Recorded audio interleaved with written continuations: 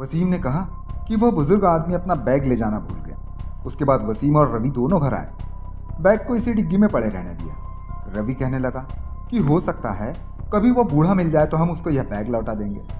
वसीम ने रवि से कहा कि बैग को खोल कर देखते हैं, आखिर क्या है इस बैग में। रवि ने वसीम को रोकते हुए कहा कि नहीं नहीं, यह किसी का पर्सनल सामान है, ऐसे खोल कर नहीं देखा जाता। आखिर वसीम ने जिद कर ली कि नहीं, आखिर देखे तो क्या है इस बैग में, जिसको वह बूढ़ा बड़े संभाल कर रख रहा था। जैसे ही वह बैग को खोल कर देखते हैं, उसके अंदर एक पोटली निकलती है जिसके अंदर एक एल्बम रहता है और उस एल्बम में एक फ़ोटो और एक चिट्ठी होती है। चिट्ठी पर कुछ एड्रेस लिखा हुआ था। उस फोटो को वह जैसे ही देखता है, रवि एकदम हक्का बक्का रह जाता है और वसीम से कहता है कि यह तो वही लड़का है जो मुझे सपने में दिखाई दे रहा था। रवि की बातों पर वसीम को बिल्कुल भी भरोसा नहीं हुआ। उसने मुस्कुराते हुए लहजे में कहा कि सपने में जिसको तुम देख रहे हो सकता है वह तुम्हारा वहम हो। दोनों ने मिलकर फिर खूब पार्टी की और शाम को वसीम अपने घर चला गया। आज रात रवि अपने घर पर सोया हुआ था। फिर से उसे वही सपना आया और सपने में वही लड़का दिखाई दे रहा था जो उस फोटो में था। और यही सिलसिला आने वाली 2 रातों तक चलता रहा। आखिरकार रवि परेशान हो गया और उसने इस संबंध में अपने शहर में रहने वाले उसके दोस्त अरविंद को फ़ोन किया। अरविंद पुलिस इंस्पेक्टर था। सुबह सुबह अरविंद रवि के घर पहुंच गया। यह दोनों इस बारे में बात ही कर रहे थे। उसने सारी बातें अरविंद को बताई। बूढ़ा, फोटो, सपना और साथ ही गाड़ियों के टायर पर लगे हुए खून और लड़के के बारे में भी बतलाया। और तभी इसी समय वसीम भी घर पर आ गए। उसके बाद रवि ने अरविंद से उस लाल बैग के बारे में भी बतलाया कि उसमें से एक पर्ची मिली है जिस पर कोई एड्रेस लिखा हुआ है। जिज्ञासावश अरविंद ने भी इस पर्ची को देखना चाहा। उसने उस पर्ची को देखने के बाद रवि से कहा, यह तो इसी शहर का पता है जो कि पुरानी गली में है। अरविंद ने कहा कि ऐसा करते हैं, इस पते पर चलकर देखते हैं, हो सकता है कोई ना कोई क्लू मिल जाए। तीनों गाड़ी लेकर उस पुरानी गली वाले दिए गए एड्रेस पर चले गए। वहां जाकर देखा तो उस घर पर ताला लगा हुआ था। अगल बगल वाले पास पड़ोस के लोगों से पूछा कि यहाँ पर कौन रहता है, तो सभी ने बताया कि एक बुजुर्ग के साथ एक बच्चा भी रहता है, लेकिन पिछले 5 दिनों से वो यहाँ नहीं आए हैं। उनका गांव में एक घर भी है।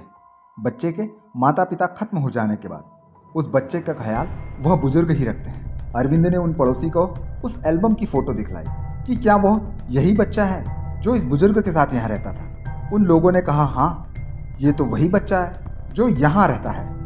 तीनों वापस लौटकर रवि के घर आ गए। तभी अरविंद ने रवि से कहा कि 4 दिन पहले एक बुजुर्ग पुलिस स्टेशन आए थे। उन्होंने एक बच्चे की मिसिंग रिपोर्ट भी दर्ज करवाई थी और उसके बाद ही उस रात जमाल गांव के पास हमें एक बच्चे की डेड बॉडी भी मिली है। देखने से लग रहा था कि उसे किसी कार या ट्रक ने टक्कर मारी है। उसे पहचान पाना बड़ा मुश्किल हो रहा था। इस समय उसकी इन्वेस्टिगेशन मैं ही कर रहा हूँ, लेकिन अब तक के मुझे कुछ भी नहीं मिला है। कैसे उसका एक्सीडेंट हुआ? वैसे तो वह रोड चौराहे से होकर गुजरती है जहाँ पर CCTV कैमरे भी लगे हुए हैं। डेटा सेंटर से जिसकी फुटेज आज मेरे पास आने वाली है, जिसको आज मैं चेक करने ही वाला हूँ। पुलिस स्टेशन में CCTV फुटेज चेक करने के बाद अरविंद ने तुरंत रवि को फ़ोन किया और कहा, मैं जो कह रहा हूँ उसे बड़े ध्यान से सुनो। उस रात तुम्हारी गाड़ी मुझे जमाल रोड पर जाती दिखी है। इतना सुनते ही रवि सन्न रह गया। अरविंद ने कहा, लेकिन CCTV कैमरे की रेंज काफ़ी कम है, जिसके कारण यह क्लियर मालूम नहीं चल पा रहा है कि उसका एक्सीडेंट तुम्हारी गाड़ी से ही हुआ है, क्योंकि तुम्हारी गाड़ी शाम के 7 बजे वहाँ से गुजरी है और रात के लगभग 1 बजे वापस लौट आई है। और इसी बीच एक गाड़ी और एक बाइक जो लगभग रात के 9 बजे वहाँ से गुजरी है। लेकिन CCTV कैमरे का लॉन्ग विजन नहीं होने के कारण यह बताना बड़ा मुश्किल है कि लड़के का एक्सीडेंट किसकी गाड़ी से हुआ है। इतना सुनकर रवि परेशान हो जाता है। उसको कुछ समझ नहीं आता है। तब वो वसीम को फ़ोन करता है। कहता है कि तूने मुझे नहीं बताया कि उस रात तूने मेरी गाड़ी जमाल रोड पर क्यों ले गई थी। इतना सुनते ही वसीम सक पकाया और सोचने लगा, आखिर रवि को कैसे मालूम चला कि मैं वहाँ गाड़ी ले गया था। तभी अरविंद का फ़ोन आता है। लड़के की पोस्टमार्टम रिपोर्ट आ गई और पोस्टमार्टम की रिपोर्ट के हिसाब से उसकी मौत रात के 9 बजे से 10 बजे के बीच हुई है। रात 8 बजे एक बाइक और 9:30 बजे एक कार इस सड़क से होकर के गुजरी है। लेकिन कुछ कहना मुश्किल है कि किससे उसका एक्सीडेंट हुआ है। वैसे तो दोनों गाड़ियों का नंबर ट्रैक करके उनके ऑनर का एड्रेस निकाल लिया गया है। हाँ, यदि इन्वेस्टिगेशन की जाए तो गाड़ी के ऑनर से कुछ मालूम जरूर चल सकता है। कल सुबह मैं अपने सबऑर्डिनेट के साथ उनके घर जाऊंगा। हो सकता है वहाँ से कुछ जानकारी मिले और कुछ मालूम चल जाए।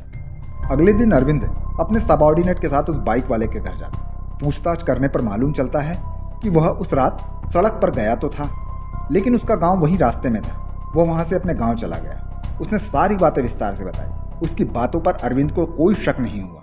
उसके बाद अरविंद ने उससे उसका फ़ोन नंबर लिया और कहा कि जब भी ज़रूरत पड़ेगी आपको थाने आना पड़ेगा। उसके बाद वह तुरंत एक स्टाफ को लेकर उस कार मालिक के घर चला गया, जिस कार का नंबर सीसीटीवी कैमरे में ट्रैक किया गया था।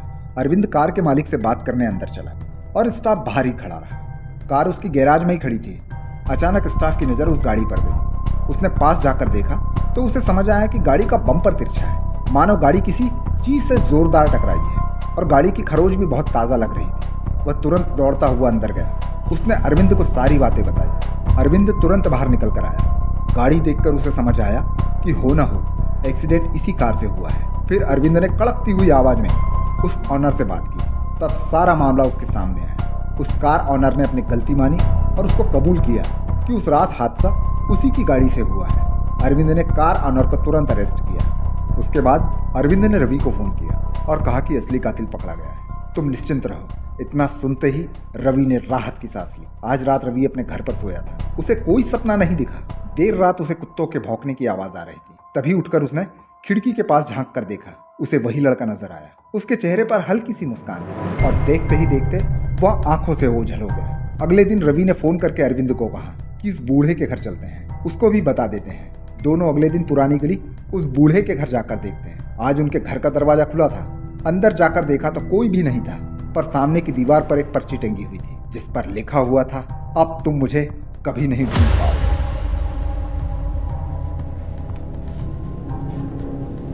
दोस्तों, कहानी कैसी लगी कमेंट करके जरूर बताएं। यदि आपको कहानी पसंद आई हो तो चैनल को लाइक करें, शेयर करें और सब्सक्राइब करें। साथ ही बेल आइकन को प्रेस करना ना भूलें ताकि समय समय पर आपको इस तरह की हॉरर स्टोरी मिलती रहे।